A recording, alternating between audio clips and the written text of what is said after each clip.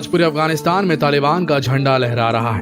पंजशीर की जीत के बाद तो इनके हौसले और भी बुलंद हो चुके हैं। आखिर तालिबान के पास इतना पैसा और हथियार कहां से आ रहे हैं? 2021 का तालिबान 1990 के तालिबान से पूरी तरह बदला हुआ नजर आ रहा है। आज इसके पास महंगे महंगे हथियार हैं। इनके पास आधुनिक SUV गाड़ियां आ गई हैं। तालिबान के लड़ाके जो कपड़े पहनते हैं वो नए और काफी हद तक साफ दिखाई दे रहे हैं, जबकि पुराने तालिबान की वेशभूषा भी पुरानी हुआ करती थी और उनका रहन सहन भी कबीलों के जैसा हुआ करता था। तालिबान के लड़ाके अब अनुशासित नजर आते हैं और ऐसा लगता है कि इन्हें काफी अच्छी ट्रेनिंग दी गई है। वो आत्मविश्वास से लबरेज दिखते हैं। आखिर वो क्यों नहीं आत्मविश्वास से भरे दिखेंगे जब उनके खजाने में पैसा भरा हुआ? तो सवाल ये उठता है कि तालिबान के पास कितना पैसा है और ये पैसा कहां से आया? इस सवाल का जवाब जानने के लिए बने रहिए हमारे साथ इस वीडियो के अंत तक। 2016 में फोर्ब्स पत्रिका ने दुनिया के सबसे अमीर आतंकवादी संगठनों की लिस्ट जारी की थी, जिसमें तालिबान को 5वां सबसे अमीर आतंकी संगठन बताया गया था। फोर्ब्स की रिपोर्ट के मुताबिक 2016 में तालिबान का वार्षिक आय करीब $400 मिलियन आंकी गई थी। रेडियो लिबर्टी ने नेटो की गोपनीय रिपोर्ट के हवाले से तालिबान की संपत्ति को लेकर बड़ा खुलासा किया। रिपोर्ट में कहा गया कि तालिबान की संपत्ति में कई गुना इजाफा हुआ है। 2019-2020 वित्त वर्ष में तालिबान का वार्षिक बजट $1.6 अरब था, जिसमें 2016 के फोर्ब्स के आंकड़ों की तुलना में 4 सालों में 400% की वृद्धि हुई है। चलिए अब ये भी जान लेते हैं कि तालिबान के पास इतना पैसा आखिर आया कहां से। तालिबान की इनकम के 4 मेन सोर्स हैं। आज हम इन चारों पर डिटेल में चर्चा करेंगे। पहला सोर्स है विदेशों से मिलने वाली मदद। पाकिस्तान, ईरान, रूस, सऊदी अरब, संयुक्त अरब अमीरात, कतर सहित खाड़ी के कई देश तालिबान को वित्तीय मदद दे रहे हैं। तालिबान को हर साल करीब $50 करोड़ यानी कि 3,600 करोड़ रुपए विदेशों से मिल रहे हैं। अमेरिका की खुफिया रिपोर्ट में अंदाजा लगाया गया था कि तालिबान को 2008 में विदेशों खासकर खाड़ी देशों से $10.6 करोड़ प्राप्त हुए थे। तालिबान की इनकम का दूसरा सबसे बड़ा सोर्स है नशीली दवाओं का कारोबार। अफगानिस्तान दुनिया का सबसे बड़ा अफीम और हेरोइन उत्पादक देश है। हेरोइन अफीम से तैयार होता है। एक अनुमान के अनुसार अफगानिस्तान से हर साल $1.5 से $3 अरब की अफीम दूसरे देशों में भेजी जाती है। तालिबान किसानों से अफीम की खेती कराता है और उनसे इस पर 10% का टैक्स वसूलता है। इसके अलावा हेरोइन बनाने वाली लैब से भी ये टैक्स वसूलता है। इन सब से तालिबान को हर साल 10 से $40 करोड़ की इनकम होती है। अब बात करते हैं तालिबान की इनकम के तीसरे सोर्स की। तालिबान लगातार नए नए इलाकों पर कब्जा करता रहता है और जिस इलाके में उसका कब्जा हो जाता है वो वहां के नागरिकों से मनमाने टैक्स भरने को कहता है। पिछले 2 दशकों में दुनिया के कई देशों की मदद से देश में सड़क, स्कूल, अस्पताल आदि बनाए गए, लेकिन तालिबान ने इन सभी प्रोजेक्ट्स के लिए आने जाने वाली गाड़ियों से पैसे वसूल लिए। ये भी अनुमान है कि पश्चिमी देशों को सामान की सप्लाई करने वाले ट्रकों से तालिबान ने हर साल करोड़ों डॉलर बनाए। इसके अलावा अफगान सरकार द्वारा आम जनता को दी जा रही सेवाओं से भी खूब कमाई की है। चलिए अब तालिबान की आय के चौथे सोर्स के बारे में बात करते हैं। खनिज और कीमती पत्थरों के मामले में अफगानिस्तान काफी अमीर है। दशकों से देश में लड़ाई होते रहने से अभी इनका पर्याप्त दोहन नहीं हो सका है। देश की खनिज संपदा की कीमत $1 अरब के आसपास है। देश का ज्यादातर खनन छोटे स्तर का है और अधिकांश अवैध ढंग से हो रहा है। तालिबान ने इस पर अपना नियंत्रण करते हुए वैध और अवैध सभी तरह के खनन से खासी कमाई की है।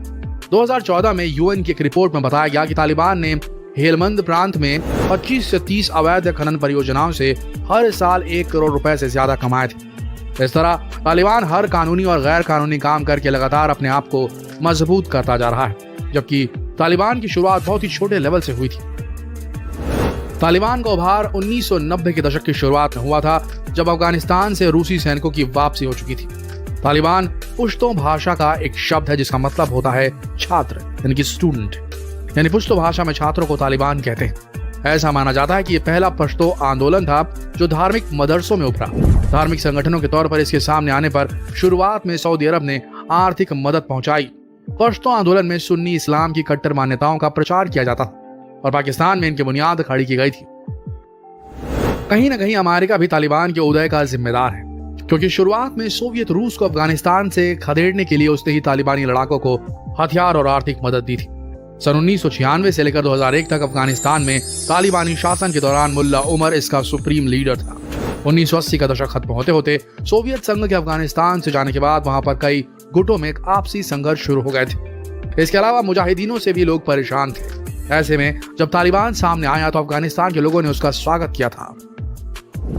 शुरुआत में तालिबान ने अफगानिस्तान में मौजूद भ्रष्टाचार को काबू में किया और अव्यवस्था पर नियंत्रण लगाया। आज डर और दहशत का पर्याय बन चुके तालिबान ने उस वक्त अपने नियंत्रण में आने वाले इलाकों को सुरक्षित बनाया ताकि लोग व्यवसाय कर सकें। दक्षिण पश्चिम अफगानिस्तान में तालिबान का प्रभाव बढ़ता गया। 1995 में तालिबान ने ईरान के बॉर्डर से लगे हेरात प्रांत पर कब्जा कर लिया। इसके एक साल बाद तालिबान ने बुरहानुद्दीन रब्बानी सरकार को सत्ता से हटाकर अफगानिस्तान की राजधानी काबुल पर कब्जा कर लिया। 1998 तक तालिबान ने अफगानिस्तान के 90% हिस्से पर अपना कब्जा कर लिया था। यहाँ से तालिबान आतंक का दूसरा नाम बनता गया। उस पर ह्यूमन राइट वायलेशन और अफगानी कल्चर को खत्म करने के आरोप लगने लगे। पाक अफगानिस्तान सीमा का इलाका पश्तूनों की आबादी वाला था। तालिबान ने कहा था कि वो यहाँ पर शांति और सुरक्षा का माहौल लाएगा और सत्ता में आने के बाद शरिया लागू करेगा। पाकिस्तान और अफगानिस्तान दोनों जगह तालिबान ने इस्लामिक कानून के तहत सजा लागू की, जैसे हत्या के दोषियों को सबके सामने फांसी देना और चोरी के दोषियों के हाथ पैर काट डालना। तालिबान ने पुरुषों को दाढ़ी रखने का फरमान जारी किया और महिलाओं को बुर्का पहनने के लिए मजबूर किया। इसके अलावा टीवी, सिनेमा और संगीत पर भी पाबंदी लगा दी। 10 साल से ज्यादा की उम्र वाली लड़कियों के स्कूल जाने पर रोक लगा दी गई थी।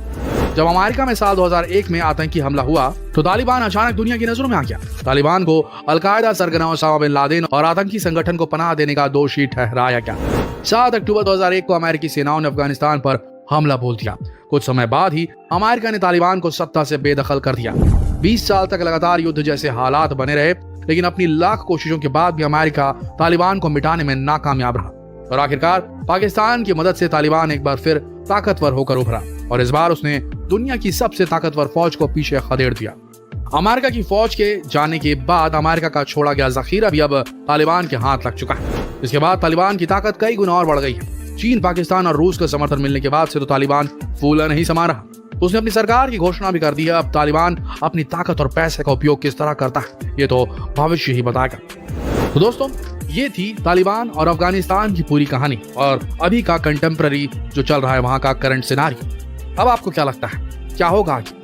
क्या तालिबान अपने आप को संभाल कर पूरी तरीके से अफगानिस्तान को काबू में कर पाएगा, अफगानिस्तान को एक सुशासन दे पाएगा, या एक बार फिर से लड़ाके और आतंकी पैदा होंगे अफगानिस्तान में और एक बार फिर उससे पूरी दुनिया में तबाही मचेगी और अफगानिस्तान पर फिर कुदृष्टि लगेगी और अफगानिस्तान के लोगों पर फिर अटैक होगा और फिर बर्बाद होगा अफगानिस्तान? आपका क्या कहना है कमेंट सेक्शन में जरूर लिखें और जितना हो सके इस वीडियो को शेयर करें ताकि लोग समझ सकें कि वो हमारे पड़ोस में क्या हो रहा है। मिलते हैं कल एक और दिलचस्प वीडियो में, तब तक के लिए आप सबका इस वीडियो के अंत तक बने रहने के लिए दिल से धन्यवाद।